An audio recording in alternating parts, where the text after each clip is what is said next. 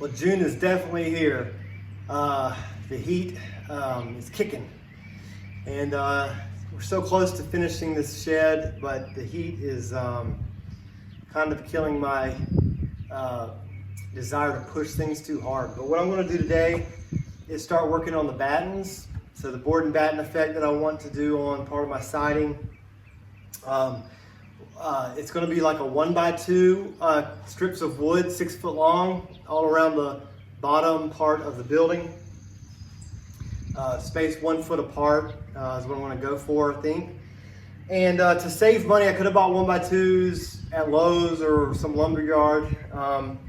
But we're at the end of the project. I've gone over budget a little bit, so I'm looking to save money however I can. And one way to do that is to buy a larger piece of lumber and cut it at the dimension you need. Now to do that you need a few tools, but I have a table saw, which is the big one, and a miter saw, so I can do it now. So what I'm going to do is I'm taking these 8 foot long 2x4s and I'm cutting 2 foot off, so now they're all going to be 6 feet long. And then I'm going to run them through the table saw at 3/4 inch depths. And I'll show you that when I get to that step. And that's going to create effectively a 2x1, or 1x2, however you want to say it. Because if you're not up to date on your wood dimensions, I believe the nominal length is what we all call it. Like we call this a 2x4, but its actual dimension is 3.5 by 1.5. So they're always smaller than their listed dimension. So when I say 1x2, I'm actually meaning, I believe 1.5 by 3/4 of an inch. So you'll see how I rip those down in a minute. So right now I'm about halfway through. I'm just going to finish cutting these 2x4s down to 6 foot, and then we'll get to the table saw.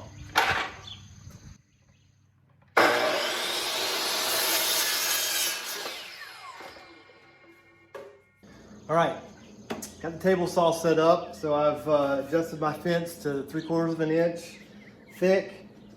Got my saw blade tall enough to run through a 2x4, and then we're just going to rip them flat. And by my math, I can run this through. You can get 4 boards out of it, and have a 1/2 inch left over. So I've looked at these boards and tried to find the bad edge and use that as what will be the excess. So I'm going to start with this good edge, or the best edge, because this is construction lumber, so it's not the prettiest stuff. But I'll start cutting from that side so that we use that side, and the worst side will be thrown away.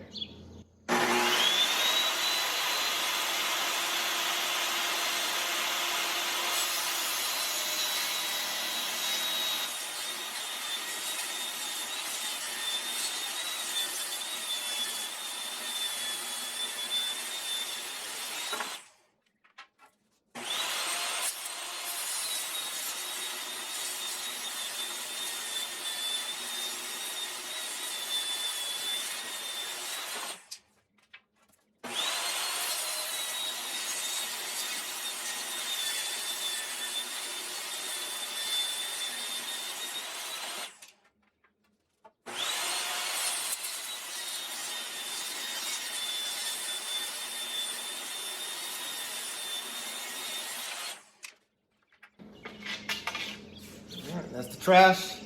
Got 9 more boards to do. That's a lot of sawdust. Our last station is a paint station. So we're going to paint the backs and ends of all the strips before we put them on the shed, because I don't plan on sealing them with sealant caulk for waterproofing. So I want to waterproof the back of them with some paint.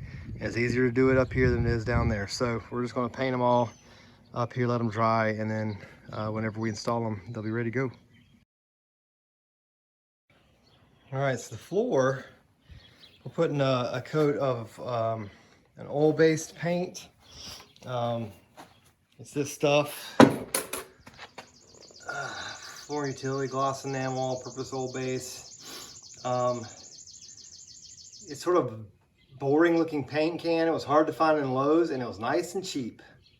But this stuff, Lee used it on his floor of his shed, and he had half a gallon left, and so I put a first quick coat on, and I'm going to need another gallon for my second coat. But it's going to put a nice strong finish on the floor, so driving my lawnmower in and out of here won't damage that plywood quite as fast. All right, we're doing good out here. Work list is getting really short, and so the videos are getting a little hodgepodgey as I just knock out different projects as they come up. The biggest things left now is we were messy on the trim painting on purpose because it's just easier to get in the corners with the trim paint, and I'm gonna come back later. Now you can see I'm putting the painter's tape up so that we can redo those edges with the gray and sharpen it up. So we've got to do that on the whole shed, so that's going to be a little time consuming. And then the battens. All right, we've got the battens here, and remember we're going for that board and batten look, but I don't have boards actually at plywood, right? So normally a board and batten would be wide boards with a small gap between them, and then the batten board would sit on top of the gap, and it gives it that raised look. I'm just going to go ahead and with the look and put these battens on top of my plywood, so you won't be able, from the distance or even close, you won't be able to tell the difference. So I've cut these. We painted the back sides. Actually, I'm going to put it on and install it this way, and then we'll come back later and paint them.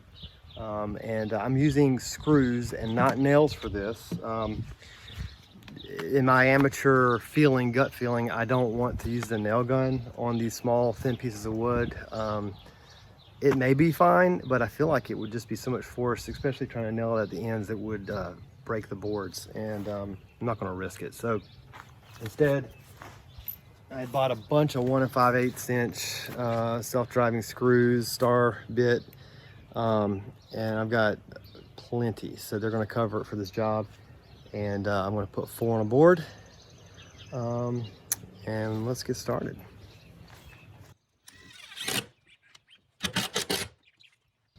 All right, so I'm going to go ahead and drill it in a little deep so that I can go back and fill the hole with wood putty. If I leave it flush, then there's nothing for the wood putty to fit into. So I'm purposely driving it a little deeper. I'm going to be spacing them every 12 inches. But on the front here, I'm going to space them 12 inches, but I've just created equal distances on either side. On the sides, it's going to be based on the seams of the plywood, and we'll definitely cover the seams, and then we'll work 12 inches out in either direction from that. But here it's just to make it look nice and balanced.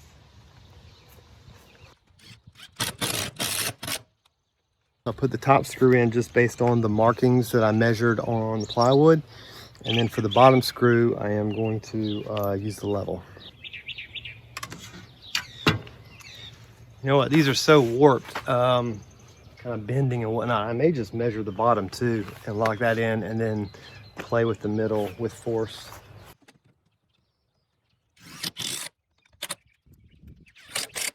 So they're 6 foot long. So I'm just gonna measure from the end of the board, 2 feet in, and 2 feet from the bottom, 2 feet at the top, and that should be where the screw should go.